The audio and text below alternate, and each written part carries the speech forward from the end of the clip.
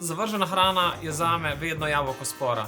Danes vam pokažem, kako lahko v svoji kuhinji vrhunsko porabite celo jabolko, do zadnje lupine. Dobro oprana jabolka najprej olupimo. Olupko seveda ne zavržemo, ampak jih posušimo v dehidratorju ali pečici. Olupke nato uporabimo v čajih, lahko pa z njimi tudi aromatiziramo razne pijače.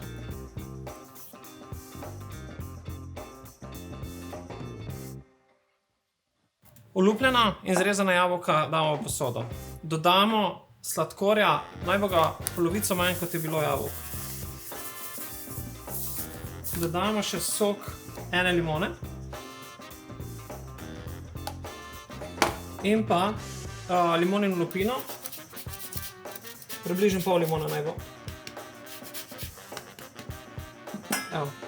Dodamo še eno krasno začimbo. Vaniljo, ki jo prej razpolovimo, da bo dala vse arome iz sebe in semena.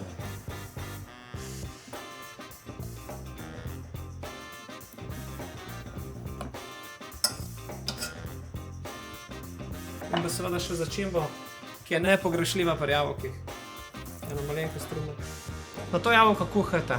Na začetku dodajte le malenkost vode, da se vam ne primejo. Med kuhanjem jih nenehno mešajte, da malo razpadejo. Čas kuhanja je malenkost odvisno od sorte jabolk. Ena so trša, rabite zato malo več časa.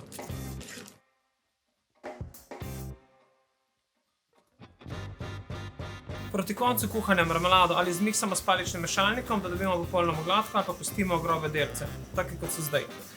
Dodamo še grobo zrezane orehe. Čist po želji, rajši, ko jih imate, več jih dajte. In nato vročo marmelado napolnite v sterilizirane kozarce.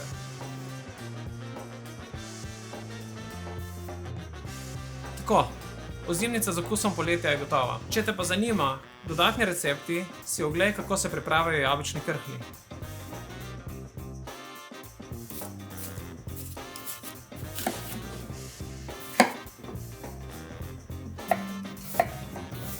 Olupljena in narezana jabolka položimo v vodo z limoninim sokom. Jih pustimo 10 do 15 minut, da ne oksidirajo, in potem so pripravljene za sušenje. Po 15 minutah jabolka vzamemo iz vode. Položimo na podstavek za dehidrator. Če pa dehidratorja nimamo, lahko to naredimo v pečici. In sicer tako, da jabolčne krhlje položimo na peki papir, jih položimo v pečico, sušimo 2 do 3 ure pri 90 stopinjah.